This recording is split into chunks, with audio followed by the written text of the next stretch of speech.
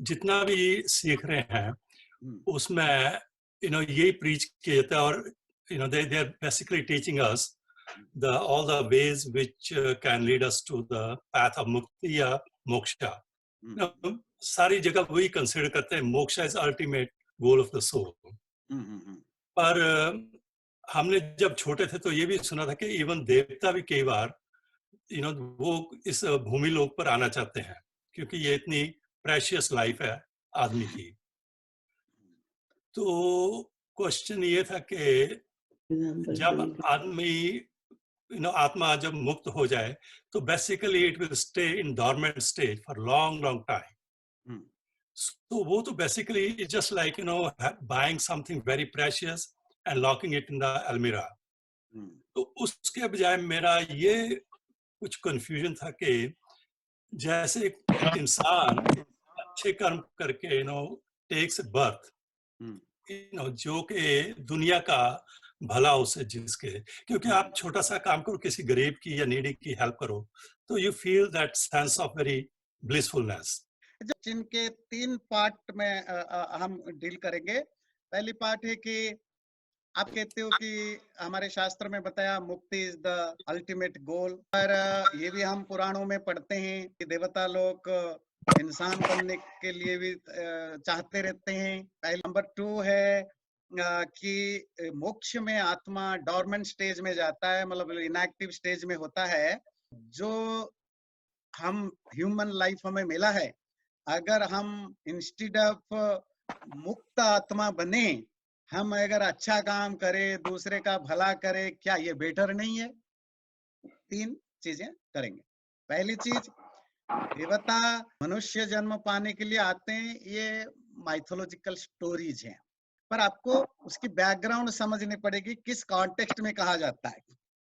कहा जाता है स्वर्ग में सब कुछ एब्सोल्युटली मिलता है, वहाँ 24 घंटे जी एयर कंडीशन्ड सब कुछ है, मतलब चिर वसंत जिसको कहते हैं, एवर स्प्रिंग। आप नॉर्म आजकल की भाषा में कहें, एयर कंडीशन्ड एटमॉस्फेयर है, वहाँ कोई बुढ़ा नहीं होता, खाना पीना कोई जो चाहो हाजिर हो जाता है, लाइफ की जो भी डिजायर्स हैं सब वहाँ इजीली फिल हो जाता है। तो ये है स्वर्ग। तो क्या है कि स्वर्ग की जो इमेजिनेशन है, ध्यान रखिए, ये स्वर्ग एक रिलीजियस जो जो फेनोमेना है, उसमें ये एक इमेजिनरी प्लेस है। किसके लिए? लोगों को रिलीजियन की तरफ लाने के लिए और रिलीजियस एक्टिविटीज में जबरदस्ती करवाने के लिए। और लोग आते भी हैं, आज भी पढ़े लिखे लोग भी आते हैं, वहाँ स्वर्ग जाने के लिए बहुत कुछ कर कर बैठते हैं, लोगों को मारते भी हैं। तो सिर्फ स्वर्ग जाने के चक्कर में जो बलि चढ़ाते हैं वो भी इसीलिए करते हैं। That's a different. फिर क्या इसका प्रॉब्लम क्या होता है देवताओं को? देवता उब जाते हैं। यार रोज ये कोई मतलब होता है? रोज गुलाब जामुन खाओ। गुलाब रोज जामुन का स्वाद तो तब होता है ना जब बीच बीच में मिर्च भी मिले, जब खट्टा भी मिले, जब फीका भी मिले। ये कोई लाइफ है हमेशा एयर कंडीशनड घर में बैठो? अरे कभी हमें वो बर्फ का भी स्वाद लेने दें, गर्मी का भी स्वाद लेने दें। तो स्वर्ग तो मिलेगा नहीं।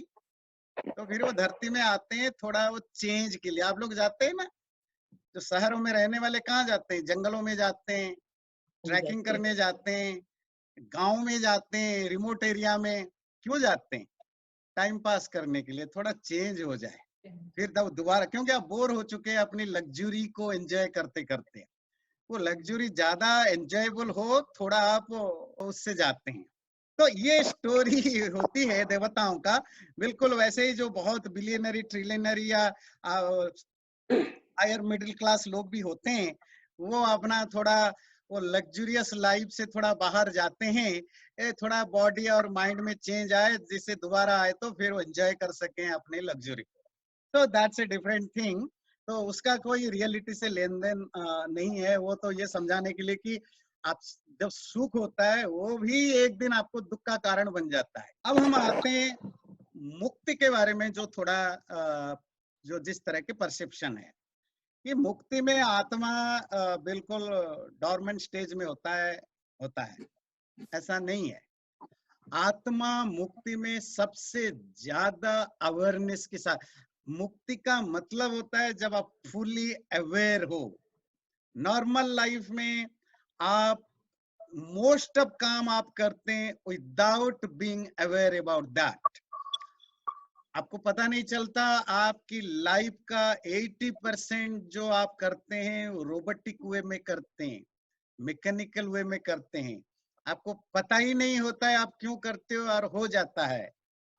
और स्पिरिचुअलिटी की जो पहली सीढ़ी है, पहला कंडीशन है प्योर अवेयरनेस। मरने के बाद जो मुक्ति जिसको कहते हैं, आत्मा जब हमेशा 24/7 अपने बारे में अवेयर रहता है, तो वो स्टेज है आत्मा की। तो आत्मा तो पूरी चेतना में रहता है, डॉर्मेंट स्टेज में नहीं रहता, जैसे कि आप गाढ़ नींद में होते हैं। तभी वो एंजॉय करता है।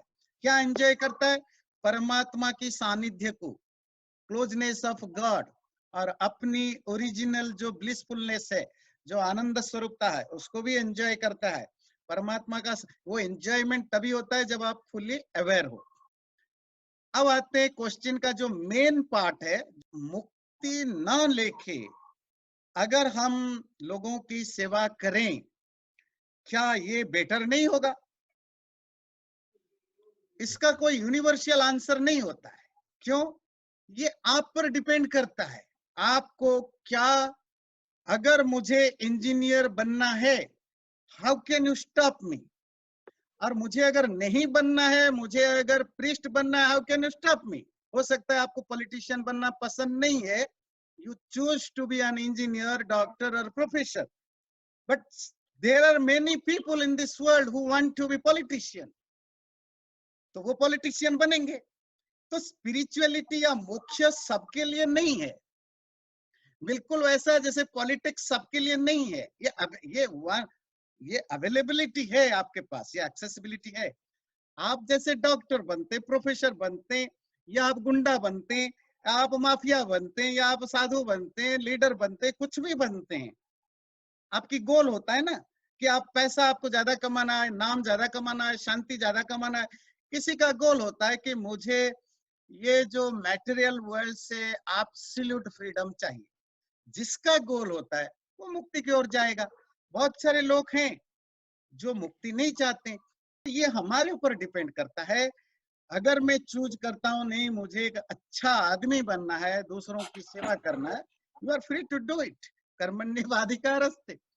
पर किसी को लगता है नहीं, मैं थक चुका हूँ इस दुनिया के सुख दुख वाले, मेरे लिए तो ये बड़ा पेनफुल है, इसमें मुझे कोई सुख नहीं मिल रहा है, मुझे छोड़ना है, तो उसके लिए रास्ता है। ये सबके लिए नहीं है। वो अलग बात है कि क्योंकि हम लोग गीता उपनिषद यही सब पढ़ते रहते हैं, तो हमें लगता है या हमें शायद कहीं कोई बाबा तो नहीं बनाने के चक्कर में ही है। ऐसा कुछ नहीं है, बस आपको पढ़ना है, जानना है। जब आपका इसी तरह का कोई एटीट्यूड बनेगा, स्टेट ऑफ माइंड बनेगा, तो ये ज्ञान आपको हेल्प करेगा उस रास्ते में जाने के लिए। अगर नहीं बन रहा है, जबरदस्ती बिल्कुल नहीं जाना, आत्मा मोक्ष तो बिल्कुल नहीं मिलेगा, उल्टा हिपोक्रेसी पैदा हो जाएगी। तो ये तो तभी होना चाहिए जब आपके अंदर से वो भाव जगे, वो तड़प जगे, मुझे बनना है, मुझे पॉलिटिशियन बनना है, तो सब छोड़ के पॉलिटिशियन बन जाओ। मुझे प्रोफेसर बनना है, तो सब छोड़ के प्रोफेसर में लग जाओ अचीव करने के लिए। तो किसी को लगे मुझे मुक्त होना है, दुनिया कुछ भी कहे, तो वो फिर सब कुछ छोड़ के लग जाएगा। तो इसको आप ये मत सोचिए कि ये सबके लिए रिकमेंडेड है, सबके लिए रिकमेंडेड है भी नहीं है।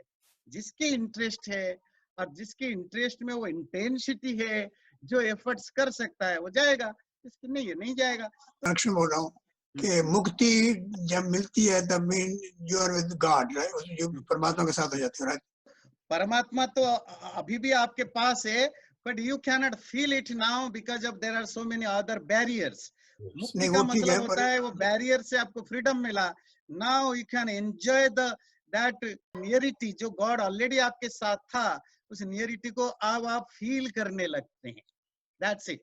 नहीं अभी मेरा भी क्वेश्चन आपके ये था कि जो देवता लोग हैं वो मुक्त नहीं होते, तभी वो वापस आ जाते हैं। जो देवता या स्वर्ग को आप जानते हैं, वो एक इमेजिनरी कैरेक्टर है, वो एक माइथोलॉजिकल कैरेक्टर है। वो कैरेक्टर स्टोरी का, जैसे आप मूवीज देखते हैं ना, मूवी में बहुत सारे सुपरमैन है, या आप वो क्या कहते हैं स्पाइडरमैन है, तो आप उसके कैरेक्टर पर क्या डिस्कस करेंगे? तो डायरेक्टर ने जैसा सोचा, स्क्रिप्ट राइटर वैसे लिखा, तो पुराण वालों ने कुछ जैसा भी कैरेक्टर लिखना था लिखा। आप वो कैरेक्टर ना मुक्तात्मा होते हैं, ना शुद्धात्मा होते हैं, ना कुछ होते हैं, बस वो देवता हैं, वो स्वर्ग में रहते हैं, आपकी ईर्ष्या होती है वहां जाने के लिए।